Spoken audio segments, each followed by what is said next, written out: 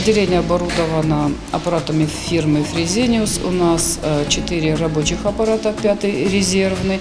В смену мы можем взять 4 человек. Ну, соответственно, мощность нашего отделения 24 человека. То есть на данный момент у нас и нет еще стольких пациентов, скольких мы можем обеспечить данной процедурой.